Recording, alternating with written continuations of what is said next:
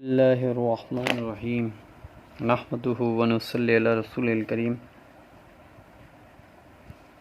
تو دوستو بزرگو، ہمارا جو سیرت کا موضوع چل رہا تھا، تو ہم اس کے جنگ بدر، پھر جنگ بدر کے بعد پھر اور احوال وہاں تک پہنچے تھے کہ مکے سے ایک قافلہ چلا جو اس میں صرف چاندی جو تھی وہ 1,00,000 کی چاندی تھی، اور سونا الگ، یہ الگ، وہ الگ، ہر چیز الگ۔ تو پھر حضور اکرم صلی اللہ علیہ وسلم کو خبر پہنچی، تو آپ علیہ الصلوۃ والسلام نے کہا کہ چلو اس قافلے کو پکڑو، اور پھر ابو سفیان نے کیا کیا، اور 200 لوگ صرف اس قافلے میں جو تھے وہ حفاظت کے لیے لوگ تعینات تھے، 200 لوگ جنگجو اس قافلے میں۔ اور جب یہ نجران جو ہے مکے سے عراق کے اوپر کی طرف نجران کا علاقہ آتا ہے، تو وہاں سے یہ بہت ہی دور تک وہاں سے نکل کے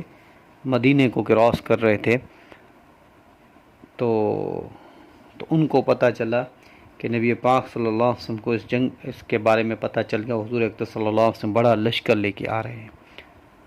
تو جب وہاں پہ پہنچے آپ علیہ الصلوۃ والسلام، جب وہاں پہ پہنچے تو وہ سب سامان اپنا چھوڑ کے بھاگ گئے خالی ہاتھ۔ تو صحابہ کرام رضوان اللہ اجمعین کو بڑی فتح ملی اس میں، اور ابو سفیان اور اس کے سارے لوگ، وہ قافلے والے، وہ سارا سامان چھوڑ کے بھاگ گئے۔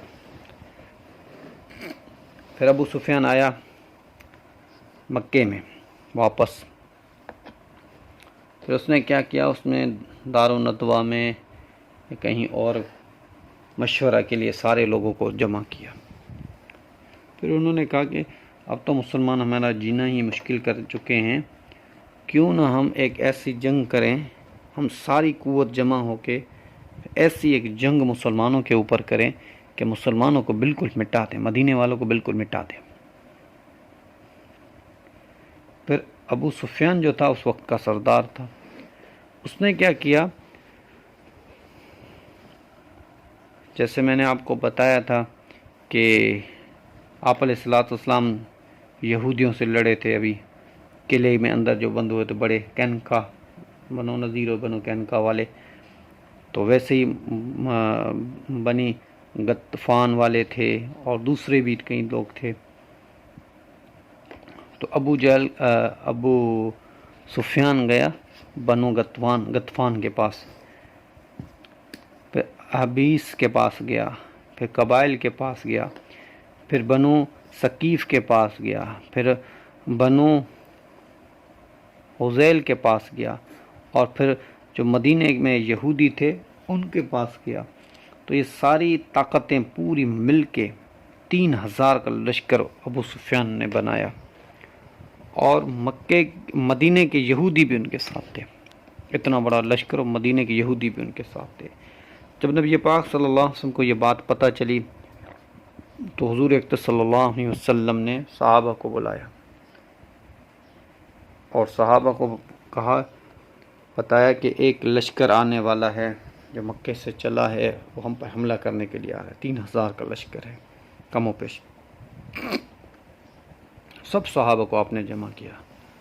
جس میں سارے بڑے بڑے صحابہ اس میں موجود تھے، حضرت ابو بکر، حضرت عمر، حضرت عثمان، اور عبداللہ بن سرور جو تھا منافق و رئیس المنافقین جو تھا، وہ بھی وہاں پہ موجود تھا، اور یہ سارے صحابہ۔ تو حضور اکرم صلی اللہ علیہ وسلم سے صحابہ نے پوچھا، یا رسول، آپ نے فرمایا کہ جنگ تو لڑنی ہے، اب مشورہ یہ کرنا ہے کہ مدینے میں بیٹھ کے جنگ کی جائے یا مدینے سے باہر نکل کے جنگ کی جائے۔ تو صحابہ کرام رضوان اجمعین پوچھا، یا رسول آپ کی رائے کیا ہے؟ آپ نے فرمایا کہ مدینے میں رک کے جنگ کی جائے، میری تو رائے یہ ہے۔ تو پھر آپ نے فرمایا کہ ایک میں نے خواب دیکھا ہے کہ ایک گائے ذبح ہو رہی ہے، اور دوسرا میں نے تلوار دیکھی، اپنی تلوار، میری تلوار جو ہے اس کے جو کاٹنے والی جگہ ہے اس پہ دندان بن گئے ہیں، مطلب وہ کاٹ نہیں پا رہی کسی چیز کو، اور آپ نے فرمایا تیسرا میں نے خواب یہ دیکھا ہے کہ ایک قلعہ ہے، میں اس میں جا کے محفوظ ہو گیا ہوں۔ 3 باتیں آپ نے بتا دیں۔ تو صحابہ نے کہا یا رسول اللہ اس کی تعبیر کیا ہوگی؟ تو آپ نے فرمایا جو میں نے تعبیر کی ہے، گائے جو ہے وہ ایک حلال جانور ہے، مطلب میرا کوئی اپنا ساتھی اس میں شہید ہوگا، ذبح ہوگا۔ تو یا رسول تلوار کی؟ آپ نے فرمایا اس کا مفہوم ہے کہ تلوار کی جو ہے کہ میری تلوار ہے، میرے کوئی خاندان کا آدمی جو ہے، جو میرے خاندان کا آدمی ہوگا وہ مطلب وہی شہید ہوگا، کوئی خاندان کا آدمی ہوگا وہی، قریب ترین خاندان کا آدمی۔ پھر آپ نے فرمایا کہ یا رسول اللہ پر وہ تیسرا قلعہ والا، آپ نے فرمایا کہ وہ مدینہ ہے، کہ مدینہ میں اللہ جل شانہ نے میری حفاظت کی ہے، مجھے محفوظ رکھا ہے۔ تو پھر صحابہ نے کہا یا رسول اللہ، جیسے حضرت انس بن نضر تھے، دوسرے صحابہ تھے، ان کو بڑی تمنا تھی، وہ بدر کی لڑائی میں شریک نہ ہو سکے تھے، ان کو بڑی تمنا ہوئی کہ یا رسول اللہ کوئی دوسری لڑائی لگے تو ہم اپنے حوصلے پورے کریں، تو یا رسول اللہ آپ مدینے سے باہر چل کے ہم ان پر حملہ کریں گے۔ عبداللہ بن سرور جو تھا، منافقوں کا سردار تھا، رئیس المنافقین جو تھا، اس نے مشورہ دیا یا رسول اللہ،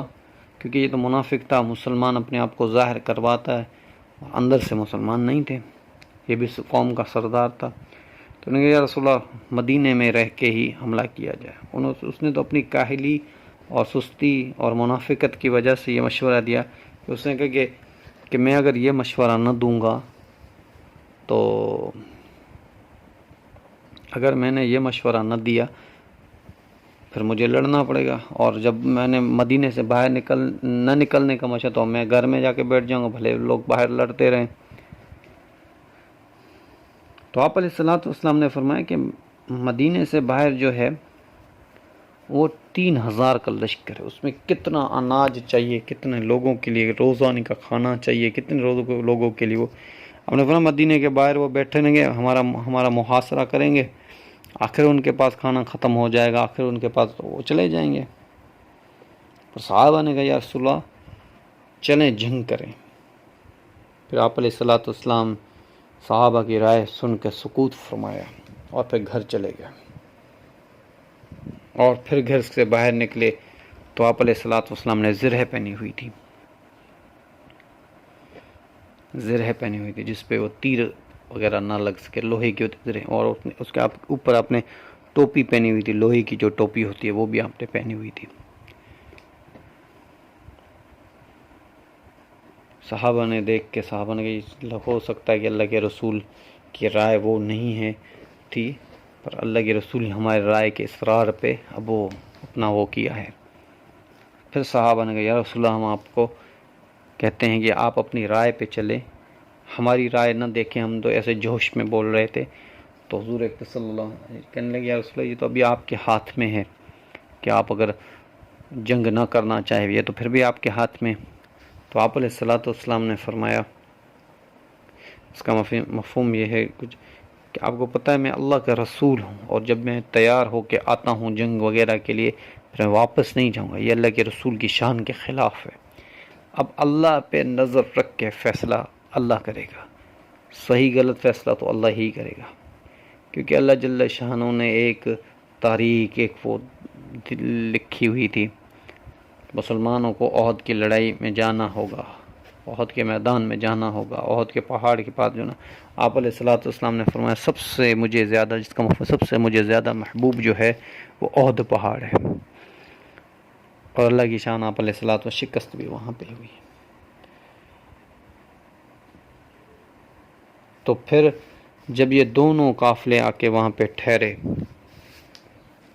وہاں پہ جنگ بدر میں جنگ احد جو احد کا پہاڑ ہے وہاں پہ جا کے یہ دونوں ٹھہرے، وہ سامنے دشمنوں کا لشکر اور اس طرف مسلمان۔